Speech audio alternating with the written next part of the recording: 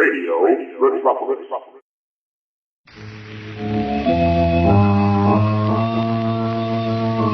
Who knows what evil lurks in the hearts of men? The Shadow knows.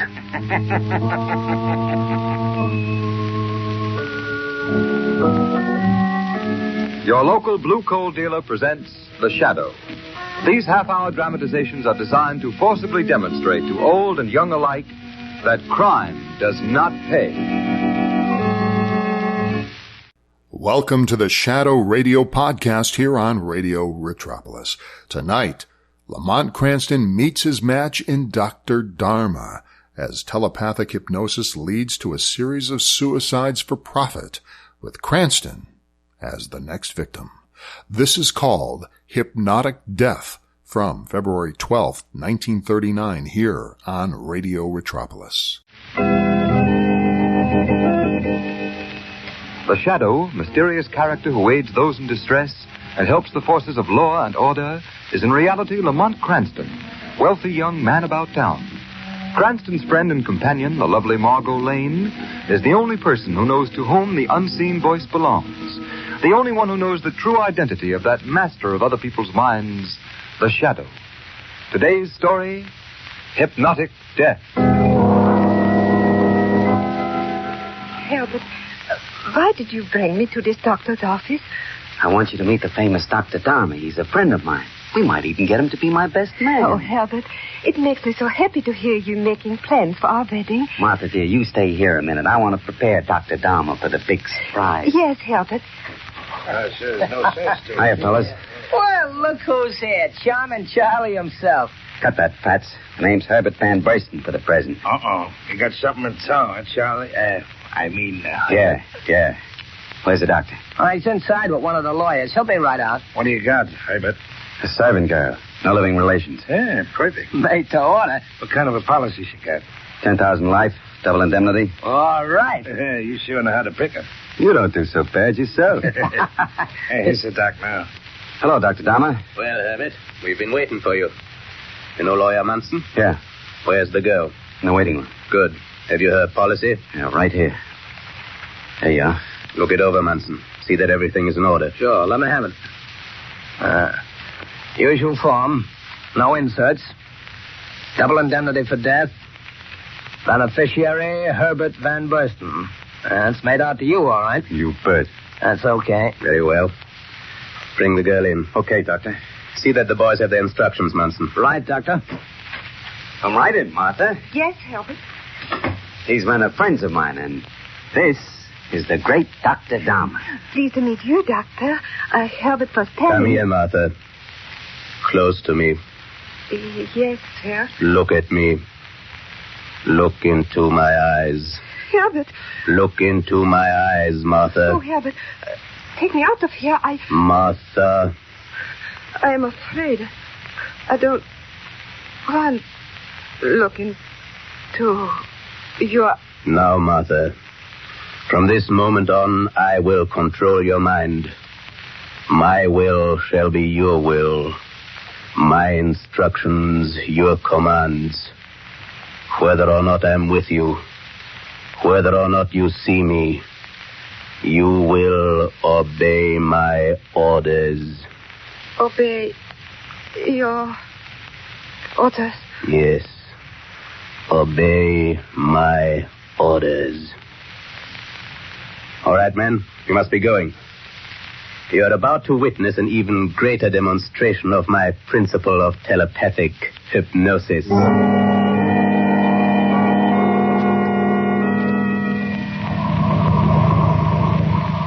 car with Herbert and the girls just pulling over to the curb, Dr. Dharma. Where are the boys? See, they're standing on the corner. Herbert's getting out of the car. Very well. Stop the car. Oh, this far away, Doctor? Distance in no way affects my powers. I must close my eyes and concentrate. Keep me informed of the results, Munson. Right. Say, the girl stepped out of the car. Yes. Now to test my theory of telepathic hypnosis. Martha, move close to the curb. She's doing it, Doctor. She's there. Stop, Martha. Wait for my orders. She's standing at the curb. Is there a car coming, Munson? Yes, there's one coming down the street at a fast clip. How far from the girl? About 200 feet. Yes. 150 now. Yes. 100. 50. And now, Martha. 25. Walk, Martha. Walk. 10. She's...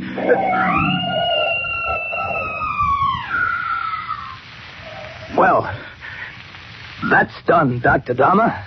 Yes, it is quite done, Munson. Quite. Look, she's dead. Yeah. Dead.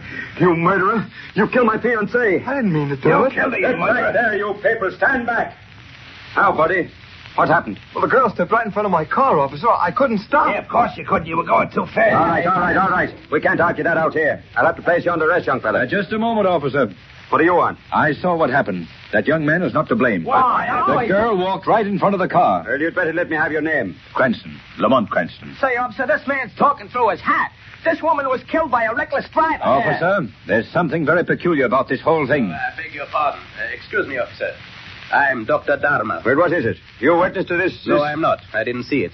But as a citizen, I feel that reckless driving must come to an end. You say you didn't see what happened? That is correct. Then you'll pardon me, but I hardly think you're in a position to voice an opinion in this matter, Dr. Dharma. I see. You, of course, are a witness for the driver. Exactly. Very noble of you. Very.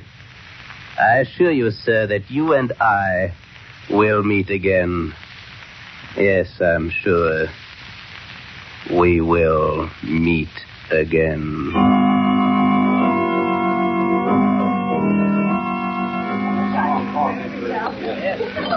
Lamont, you've hardly touched your dinner. Are you ill?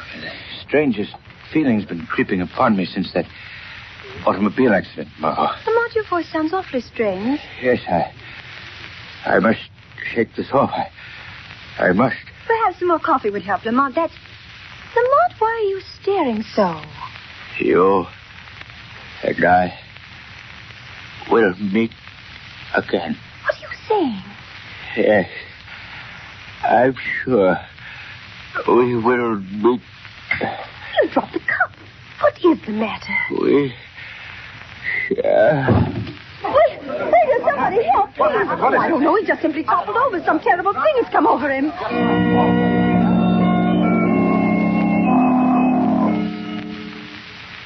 Now, Miss Lane, try and calm yourself. Nurse, how long will I have to wait for some news about Mr. Cranston? Dr. Anthony and Dr. Whitman are with him now. You must be patient. I don't understand it. He was so well only yesterday, and now I just can't believe it. Oh, here's Dr. Anthony now. Dr. Anthony, how is he? Just a moment, Miss Lane. Nurse, will you stay with Mr. Cranston? Yes, of course, Doctor. Sit down, Miss Lane. I want to talk to you. But, Doctor, how is he? No better. What? If anything, he's worse. That may be brutal, Miss Lane, but you should know the facts. Oh, Doctor, it sounds frightful. I've called in every specialist I thought might help. They're completely stumped, Miss Lane. Never in our experience have we encountered such a strange case. Well, what can it be? We don't know. All the vital organs are in excellent condition. Yet his energy is rapidly ebbing. Oh. I hate to have to tell you this, Miss Lane, but we're afraid Mr. Cranston won't last the night. Oh, no. Oh, no, that can't be possible. The most discouraging thing is Mr. Cranston's complete lack of cooperation. He seems to have lost the desire to live. Oh, I must go to him. He must fight this thing off, whatever it is. Come along, Miss Lane. We put him in this room right across the hall. There we are. Now, Miss Lane, try to arouse his interest in something. Yes, Doctor, I will. Step right in. Lamont. Oh, Lamont. Margo. How are you, Lamont? Are you any better? Something pressing. Where? Here. My head. Oh. Hands squeezing. Lamont, listen to me, please. Your life is in your own hands. You must fight, Lamont. Fight. Yes. I obey orders. My will. Your will. What do you mean? What are you trying to tell us, Lamont? Can't tell you. He won't let me. What's that? Who won't let you? Can't tell you. You must tell us. Obey orders. Lamont, you've got to tell us. We want to help you. Tired. Sleepy. Doctor, would you step over here a moment? Well, of course, Miss Lane. Doctor, don't think I'm mad, but the man in that bed is not Lamont Cranston. Not Miss Lane. The body is Lamont Cranston, all right, but the spirit is not his. Well, that doesn't make sense. Let me explain.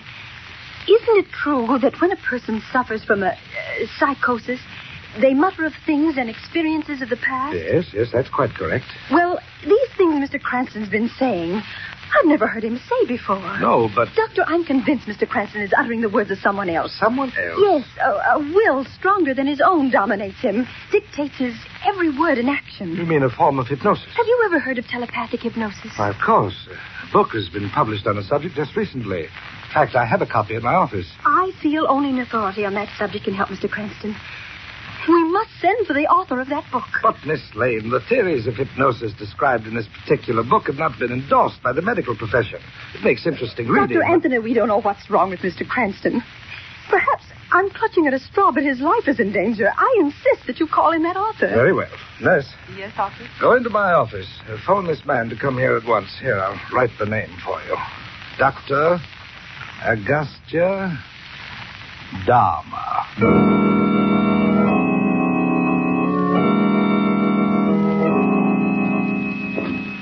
Yes, nurse, what is it? Dr. Dharma's here. Oh, thank heavens. How do you do, Dr. Dharma? I'm Dr. Anthony. Pleasure. This is Miss Lane, a friend of the patient. I'm honored, Miss Lane. Oh, it's good of you to come, Doctor. I hope you can help Mr. Cranston. I shall do everything in my power. I suppose you've come in contact with similar cases. Frequently, Miss Lane. Is it possible, then, that Mr. Cranston's will is dominated by another? Quite possible. His very existence is in the hands of, a master mentality. Oh, Doctor, please help him, please. Yes, of course, Miss Lane. I'll awaken the patient. No, Doctor. I'll awaken him. Mr. Cranston. Yes? Open your eyes. Open eyes. Wake. Why, Doctor, that's an amazing demonstration. Lamont, this is Dr. Dharma. He's come to help you. Obey. Don't you understand? Why do you stare like that, Lamont? Dr. Anthony, Dr. Dharma, that's the same expression he had on his face just before he collapsed in the restaurant. He seems frightened. Dr. Dharma, do you... Miss Lane, Dr. Anthony, I think it best that you leave me alone with the patient. Of course, Doctor. It's a little cool in this room. Would you mind closing that window behind you? The window?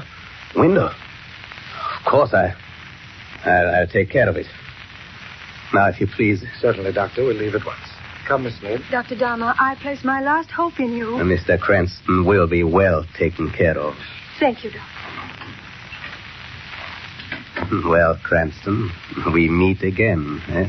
We meet again. Oh, yes, of course. Your vocal cords. I'd quite forgotten. You can think clearly enough, but can't express yourself. Well, I shall lessen the pressure a bit for the moment so that you and I can have a little tete-a-tete, eh? You may talk, Cranston. You may talk. You murderer? You fiend? Rather a spectacular beginning for a tete-a-tete. There may be a spectacular end to it, too, Dr. Dharma. There's a limit to your control. The facts dispute you, Mr. Cranston. You are helpless. You can speak no louder or no longer than I choose to permit. You've grown rich by murder and fraud. But in some way, I'm going to put an end to you. Come now, Cranston. Your slight respite is over. I returned you to the condition that baffles science and destroys you. My will is your will. My orders, your command. Obey. Obey. My will. Your will. Obey. Obey. Precisely. Now, Cranston, I leave you to your doom.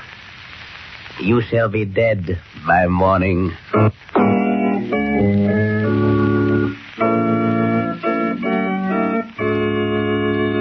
Is Mr. Cranston any better, Dr. Anthony? Sorry, Miss Lane. No improvement. Oh, this is terrible. It's horrible. Even Dr. Dharma couldn't help. No, he said the patient refused to cooperate. Under the circumstances, help was impossible. I'm afraid Mr. Cranston lacked faith in Dr. Dharma. If there was some way I could... Dr. Anthony, you have a copy of Dr. Dharma's book. Yes? That might do it. If we show Mr. Cranston the book, he might realize how important Dr. Dharma is. Well, we can try it. Nurse. Yes, doctor. Go across to my office. You'll find Dr. Dharma's book on my desk. Bring it here. Yes, doctor. Dr. Anthony, the phone line is on. Oh, thank you. I'll answer. Hello? Yes, sir. Wants to speak to Mr. Cranston. Well, that's impossible. Well, I see. All right, have him come up. I'll talk to him.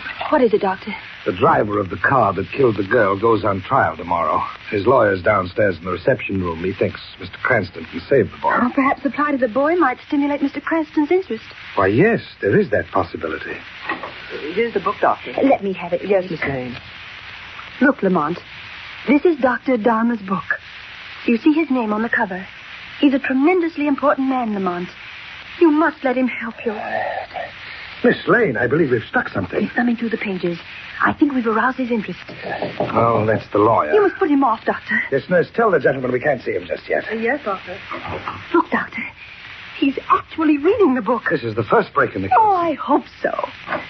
Dr. Anthony. Yes, nurse, what is it? All that lawyer wants is for Mr. Cranston to establish how far the automobile was from the girl when she stepped off the curb. He brought this enlarged photograph of the scene of the accident in the hope that Mr. Cranston could mark the spot on the picture. Well, I'm afraid that... Doctor, look. Mr. Cranston's reaching out for the photograph. I believe... Do you think he recognizes it? Apparently. Nurse, let me have that photo. Yes, Miss Lane. Here, Lamont. Show us where the automobile was when the girl stepped off the curb. Why, he's drawing his finger over the picture. No, Lamont, not there. The place where the car was. Now he's indicating a spot on the sidewalk. You see, it's useless. His brain isn't functioning. Why, look, Miss Lane. He's pointing from Dharma's name on the book cover to the spot on the photograph. Doctor, I see it now. What? He's placing Dharma at the scene of the accident. Oh, Doctor, don't you understand? Lamont has met that man before. That's why he was so agitated when Dharma came in here. Why, I believe you're right, Miss Lane. That's why he keeps repeating the words, "We will meet again." Do you think Dharma might be the influence that dominates Mr. Cranston? I don't know, Doctor. Look, Miss Lane. He's pointing to a passage in Dharma's book now. What is it, Lamont? Read the passage, Miss Lane. Should the controlling mind lose poise for even an instant, in that moment the spell is broken and the will of the subject released. If the controlling mind loses poise... Window. Oh, he's trying to tell something by association of ideas. What significance can the window have? I've got it, Doctor. What? Do you remember when you asked Dharma to close that window? Yes. He lost his poise. He never went near it. He didn't dare look out of this 26th floor window. Of course. I thought his conduct strange at the time. Dharma is a victim of a phobia. The fear of high places. That is what Mr. Cranston is trying to bring out. We shall meet again. Doctor, we've got to get Dharma back up here. We've got to make him lose his self-control, if only for an instant. It's the only way to break Dharma's influence. But will he come? He's washed his hands of the case. I think I know a way to get him here.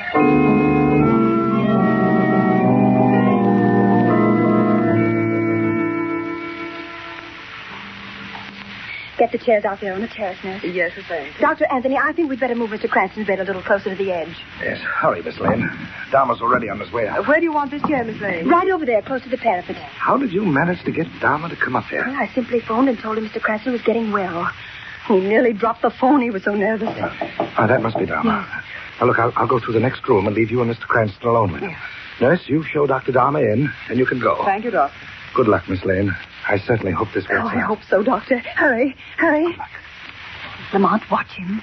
Watch Dharma every second. This is our only chance to beat him. Oh, Dr. Dharma, I'm glad to see you. How do you do? I too am glad. Isn't this rather unwise, having Mr. Cranston out here? It's quite windy at this height. Mr. Cranston requested it. Requested it? Mr. Cranston did? Yes, won't you sit down, Doctor? Here's a chair, right over here. Yes, pardon me, Miss Lane, but I'm pressed for time. Must examine Mr. Cranston alone. Do you mind? Not at all, Doctor. I'll leave... Oh! Miss Lane, look out. I tripped. How awkward. You nearly fell over the edge. Oh, did I frighten you, Doctor? Oh, come away from there. I'm sorry. I'll leave you now with your patient. Yes, Miss Lane, look. Mr. Cranston's gone. What was that? Should the controlling mind lose poise for even an instant? Thanks for the tip, Doctor. Miss Lane's fate stumbled at the trick. You lost poise. Who are you? Your liberated subject, Lamont Cranston. I can't see you. Quite right, Doctor. Nobody ever sees the shadow. The shadow? You? Yes, Doctor. I've heard of you. The invisible. But this can't be. You accomplish this through hypnotism. Correct, Doctor. We're masters of the same art.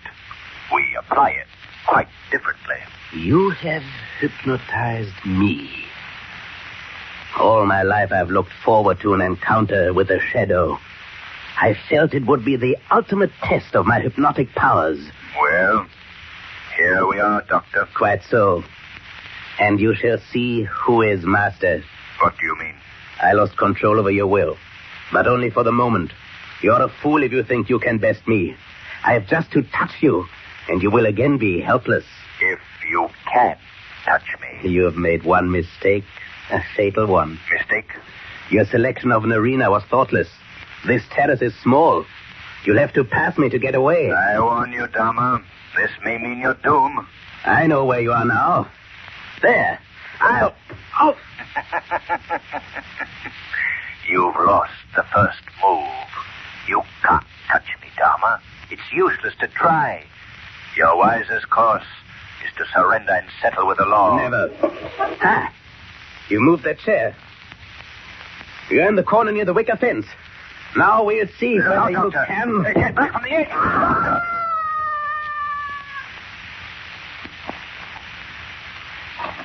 Lamont, are you all right? Yes, Margo. I heard a scream. It was Dharma. Lost his balance. Oh. Fell 26 stories. Oh, Lamont. Oh, thank God you're safe. Oh, it was so ghastly, you lying there, aware of everything, not able to express your thoughts. You expressed them very well for me, Margo. If it were not for you, this would be my hour of doom instead of Dharma's. He had an amazing mind, Margo. But like so many brilliant minds, it was bent in the wrong direction. Men like Dharma would be a boon to mankind if they used their talents constructively.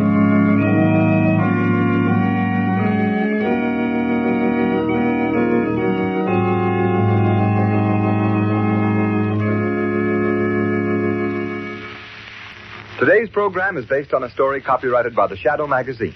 All the characters and all the places named are fictitious. Any similarity to persons living or dead is purely coincidental. The Shadow magazine is now on sale at your local newsstand.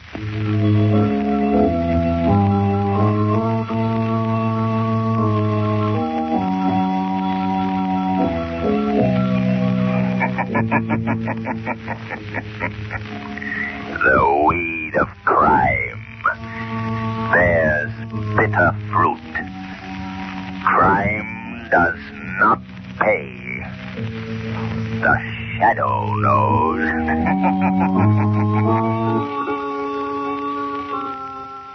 That was Hypnotic Death on the Shadow Radio podcast from February 12, 1939 here on Radio Retropolis. How interesting it was for Lamont Cranston to meet a foe more powerful than him in this hypnotic field they both share. You know, a few podcasts ago, we heard the Shadow fail to save a life, and here he is helpless again, once again, against another who has a greater will. Perhaps maybe it's not a greater will, but it was exercised at the right time because Cranston wasn't preparing for it. And this makes a very interesting dynamic because this episode was challenging because in many of the past episodes, as thrilling as they were, it was just too easy for the Shadow sometimes. Just too easy. Especially during the Orson Welles days. And I loved Orson Welles as the Shadow. But you knew he was going to win the moment he walked in the room. There was never any real threat to Orson Welles' character as the Shadow. And sometimes here, with Johnstone as the Shadow, too. But in this episode, Cranston, not the Shadow, but Cranston is helpless. And it's Margo Lane. And that's a great thing because you've got this other great character that is utilized a lot more in this season. Margo Lane is the real hero of this episode. She is the one that makes it all happen. She's the one that saves Lamont Cranston's life. And she figured it out.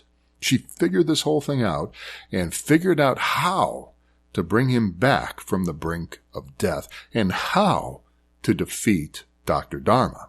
Now, one thing that I found very fascinating here, and I'm not sure why, unless he somehow knew what the outcome was going to be, is that he turns into the Shadow and then he admits he's actually Lamont Cranston. And, with the Shadow and Dharma battling, their respective hypnotic wills here, we knew that the audience, I should say, knew that only one was going to come out alive in this sequence. And I'm not sure if Cranston felt that way either, because what if Dr. Dharma didn't die? What if he just subdued him somehow and got him in a position of weakness where he was taken away to jail? Well, he would have known that Lamont Cranston was the Shadow. So I wasn't sure what Cranston's thought was there, unless his purpose was to eliminate him somehow. And that would make Cranston a killer, by the way. Interesting. Think about it. In looking at this, Dr. Dahmer and Lamont Cranston are two sides of the same coin. One is an evil version of the other. Clearly, Dr. Dahmer is the evil version of Lamont Cranston and doing his worst for this life insurance policy that they're all going after. Cranston just happened to get in the way. So it's not like one, the more I'm thinking about this, it's not like one had greater power, but one had a certain objective where one did not. And with Dharma having the big objective here to eliminating Cranston, who was thwarting the objective here and trying to get this insurance policy, it was easy to put him under this hypnotic control because Cranston wasn't expecting it. Really a great story, a great twist, and great to see Margo Lane in lead position. That was Hypnotic Death on the Shadow Radio podcast from February 12th, 1939, here on Radio Retropolis. Have a great night. This is Radio Retropolis.